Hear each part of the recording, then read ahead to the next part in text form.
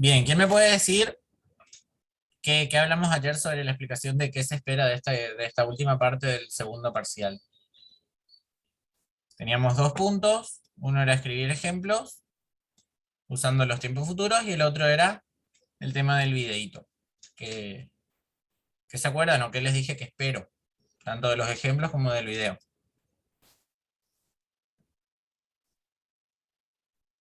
¿Mm?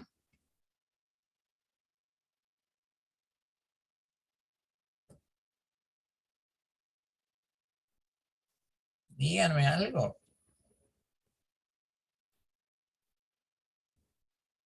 No se entendió nada ayer.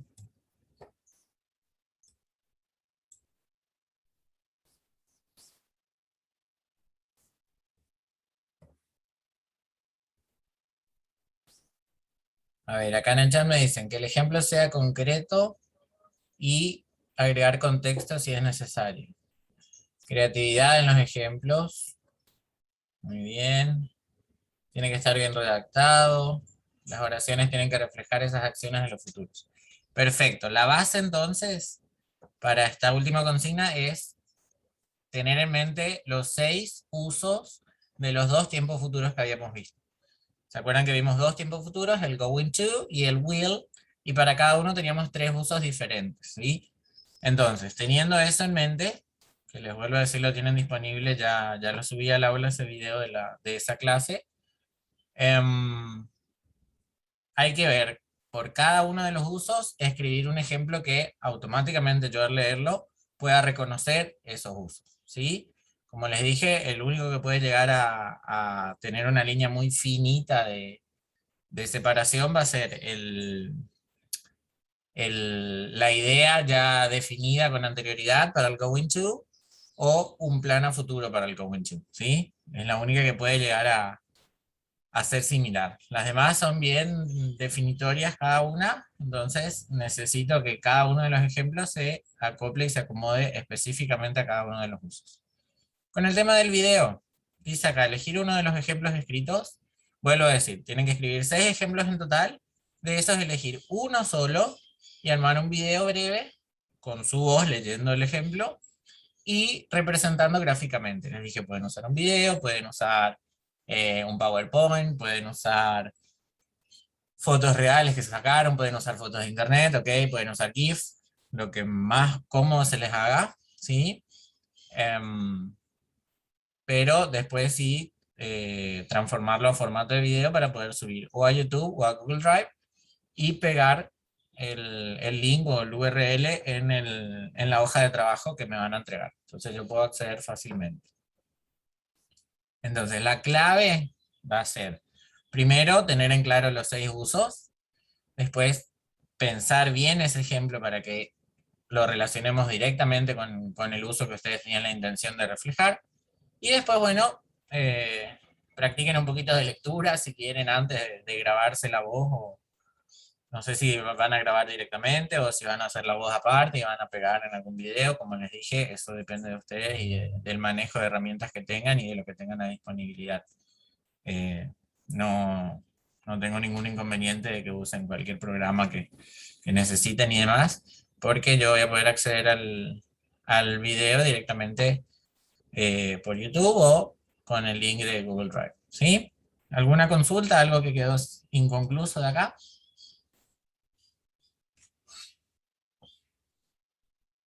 Nada. No, profe. Buenísimo. Entonces, vamos al tema que nos atañe, a lo último del año. ¿Ven mi PowerPoint ahora?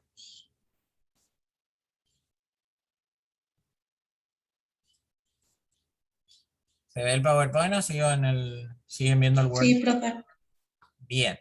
Entonces, como les había adelantado la clase de ayer, lo que nos va a quedar pendiente, que no vamos a evaluar, pero si tienen que recuperar el segundo parcial, sí va a entrar en el recuperatorio, son diferentes técnicas de lectura comprensiva, ¿sí?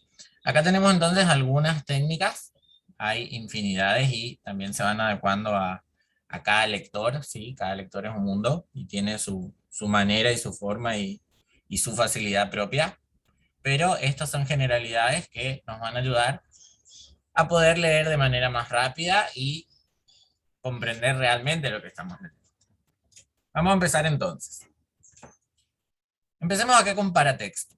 Paratexto es todo aquello que nos brinda información del texto, pero que no está escrito, ¿no es cierto? Ejemplo clásico, ejemplo básico, las imágenes. Unas imágenes de un texto nos hablan muchísimo, nos dan muchísima información, incluso sin necesidad de leer nada, ¿sí? Nos pueden abrir al tema que se está por desarrollar en el texto. Nos pueden abrir a poder adivinar o a poder como predecir de lo que va a tratar el texto. Nos puede dar información complementaria. En cuanto a imágenes, no me refiero solo a fotos, sino que gráficos, cualquier, alguna calcomanía, algún icono, ¿sí? Todo lo que sea simbología, imágenes, gráficos, nos brindan un montón de información del texto sin necesidad siquiera de leer. Y lo otro son las fuentes. En cuanto a fuentes me refiero a tamaños, colores, formas de las letras, ¿sí? Automáticamente, ahora vamos a ver en un ejemplo que las fuentes nos permiten reconocer las partes del texto.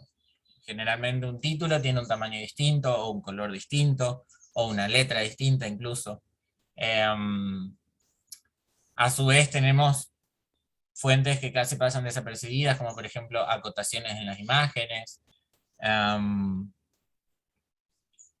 diferentes formas de mostrar eso que está escrito, también para que el lector pegue o dé diferente atención o foco visual a las diferentes partes del texto, ¿sí? Entonces, ¿vamos claro con paratexto? No es lo que está escrito en sí, sino lo que se muestra, lo que se ve. En imágenes les vuelvo a decir, no solamente son fotos, sino que también pueden ser gráficos, pueden ser símbolos, ¿ok?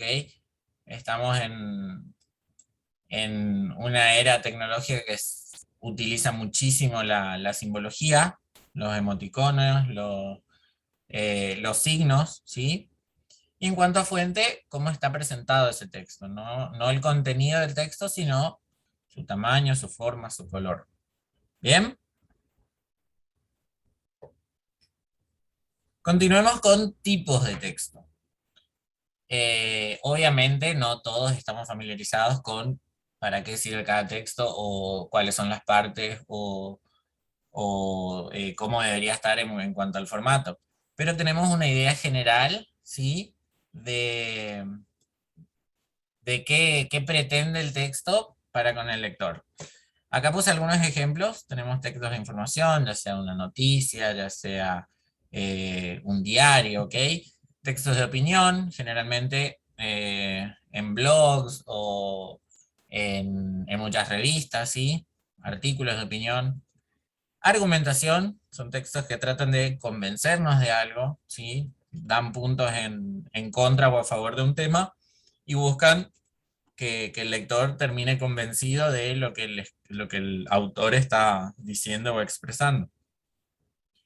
En cuanto a entretenimiento, tenemos una variedad gigante, como sea, no sé, historietas, poesía, canciones, ¿sí?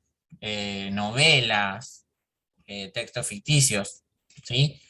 ¿Para qué nos sirve conocer el tipo de texto? Porque nos da también un contexto, ¿sí?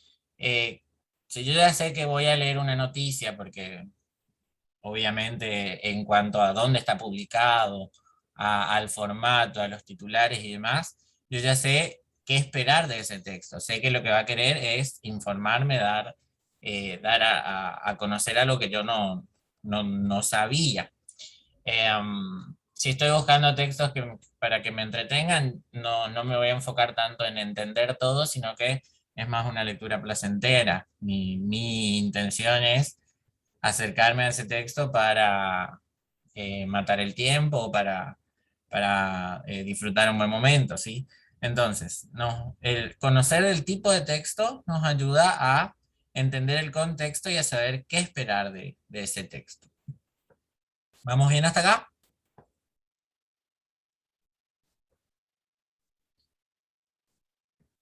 Bien, otro de los puntos que anoté y me parecían importantes, es la jerarquía de las ideas. Generalmente acá ya voy a sentarme a enfrentar un texto con una intención, ¿sí? Dividimos las ideas del texto en principales, secundarias y accesorios. Las ideas principales generalmente están relacionadas con verbos, adjetivos, sustantivos, ¿sí?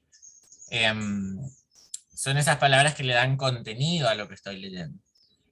Las ideas secundarias normalmente no brindan una información en sí, sino que son, por ejemplo, los conectores, las preposiciones, me dan una estructura y una conexión entre esas ideas principales.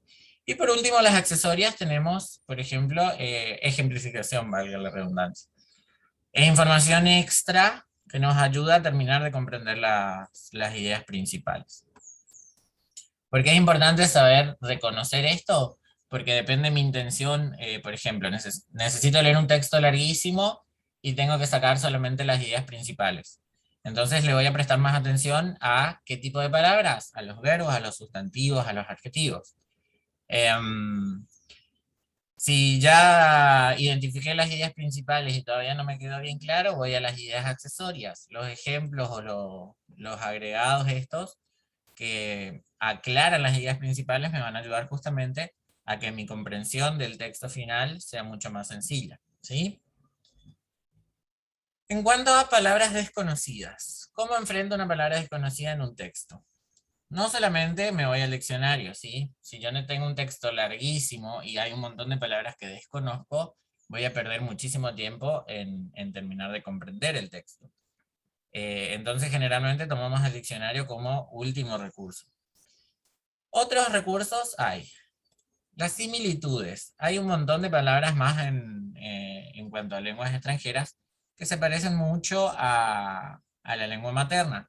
Entonces esas similitudes entre la palabra, entre el significado original, por ejemplo, y el significado en mi lengua materna, me pueden ayudar a, a sacar el significado de la palabra que no conozco del mismo, de mi misma lengua materna, ¿sí?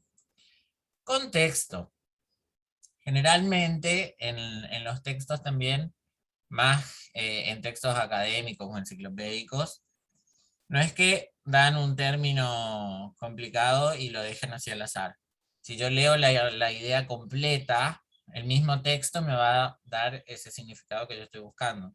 Entonces, antes de irme por cada palabra al diccionario, leo o la oración completa, si todavía no está entendido el significado de esa una palabra, leo el párrafo completo. En general, mi mismo texto me ayuda a que la comprensión sea completa.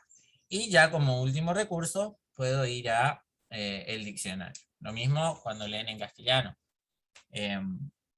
Depende del texto, hay lenguaje muy específico, muy técnico, que generalmente, como les venía diciendo, los textos académicos eh, en el mismo párrafo o en la misma oración en la que está presentada esa palabra, dan una explicación en sí de qué se trata. También van a poder ver anotaciones al margen inferior, ¿sí? Al pie de página. Es recontra revisto en textos académicos. El mismo autor resalta palabras que por ahí puede entender que el lector no comprenda, y ahí da directamente el significado o una explicación extra. Depende de lo que estén leyendo también, puede ser que el texto venga con un glosario al final, también nos ahorra el tema de usar el diccionario.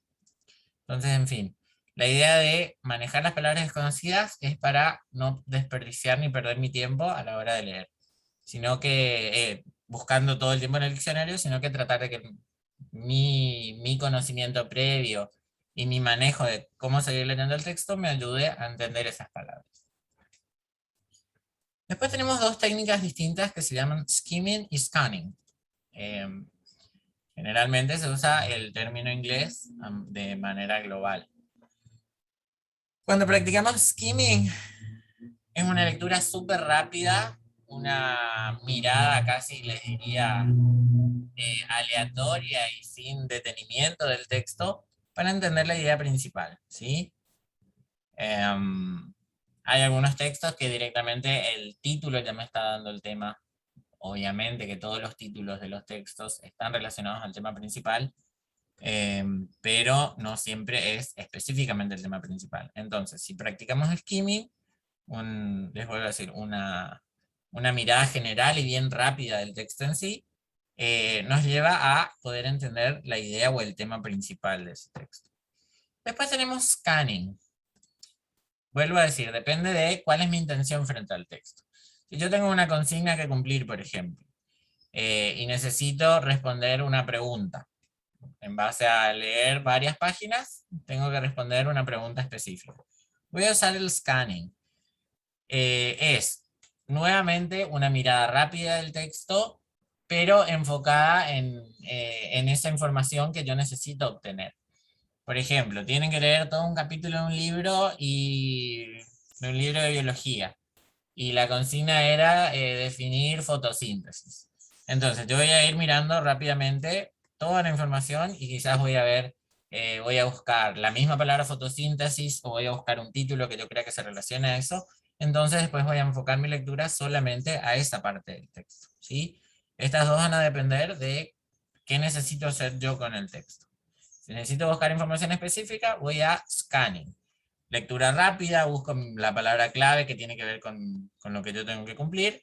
O skimming, si necesito, por ejemplo, conocer el tema principal. Estoy leyendo el diario y no me voy a poner a leer todas las noticias, sino que voy viendo, por ejemplo, el paratexto, las imágenes, los títulos, ¿sí? Y ya voy a decidir si el tema general de ese texto es lo que yo voy a querer seguir leyendo o lo que voy a pasar por alto, ¿sí? Y acá tenemos un globo gigante que le voy a agrandar más todavía. Es la base de cualquier buena lectura. Tengo que practicar. Si yo no leo mucho, obviamente que no voy a poder leer y no voy a comprender textos rápidamente y fácilmente. Es como ir al gimnasio, como entrenar la cabeza, como entrenar el estómago, como cualquier cosa. La práctica hace al maestro realmente, ¿sí? Mientras mejor necesiten leer, más van a tener que practicar. Eh, Calculo igual que al nivel suyo, no creo que les dé mucho tiempo de la lectura por placer, digamos. Estarán leyendo apuntes, estarán estudiando, estarán leyendo autores a los que implican su carrera, pero a la vez está bueno también darse un tiempito para enfocarlo a lectura por placer, como decimos, ¿sí? Bien, entonces, repito, esta información quiero que la tengan en mente y pendiente para estas últimas clases que nos quedan. ¿Por qué? Porque vamos a practicar con textos reales que yo voy a subir al aula. Les voy a pedir que para la semana que viene tengan impreso el archivo que voy a subir hoy, ¿sí? Son un par de textos. Hoy vamos a trabajar con uno de esos. Voy a ver si consigo el proyector para también proyectar esos textos, así los leemos todos juntos. Y si no, bueno, vamos a tener que seguir cada uno con su apunte, por eso les pido. Impriman, si no quieren uno por uno, pueden imprimir de a dos o de a tres que estén así juntos para poder ir leyendo y completando los textos que nos quedan hasta que terminan nuestras clases. Si alguien necesita recuperar el segundo parcial, estos temas de las diferentes estrategias va a ser incluido, ¿sí? ¿Alguna duda hasta acá? ¿O podemos empezar a trabajar?